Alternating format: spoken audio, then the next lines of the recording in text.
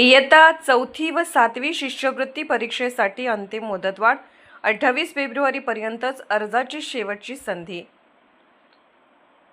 महाराष्ट्र राज्य परीक्षा परिषद मार्फत घेण्यात येणाऱ्या प्राथमिक शिष्यवृत्ती परीक्षा इयत्ता 4थी व उच्च प्राथमिक शिष्यवृत्ती परीक्षा इयत्ता 7वी दिनांक 26 एप्रिल 2026 रोजी राज्यातील सर्व जिल्ह्यांमध्ये एकाच दिवशी आयोजित करण्यात येणार आहे। या महत्त्वपूर्ण परीक्षेसाठी शाळा नोंदणी व विद्यार्थ्यांचे ऑनलाईन अर्ज भरण्याची पूर्वीची मुदत 30 डिसेंबर 2025 ते 13 फेब्रुवारी 2026 अशी निश्चित करण्यात आले होते।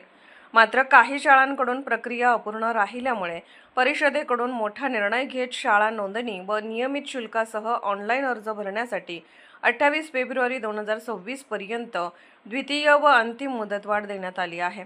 परिषदेचे अध्यक्ष डॉ. नंदकुमार बेडसे यांनी प्रसिद्धी पत्रकाद्वारे ही माहिती जाहीर केली आहे।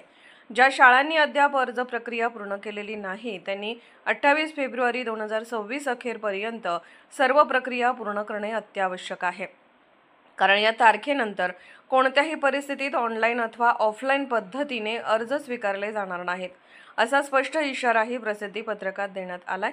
शिष्यवृत्ती परीक्षेच्या तयारीत असलेल्या हजारो विद्यार्थ्यांसाठी ही अंतिम संधी मानली जात असून शाळांनी व पालकांनी वेळ न दवडता तातडीने अर्ज प्रक्रिया पूर्ण करावी असे आवाहन करण्यात आले आहे।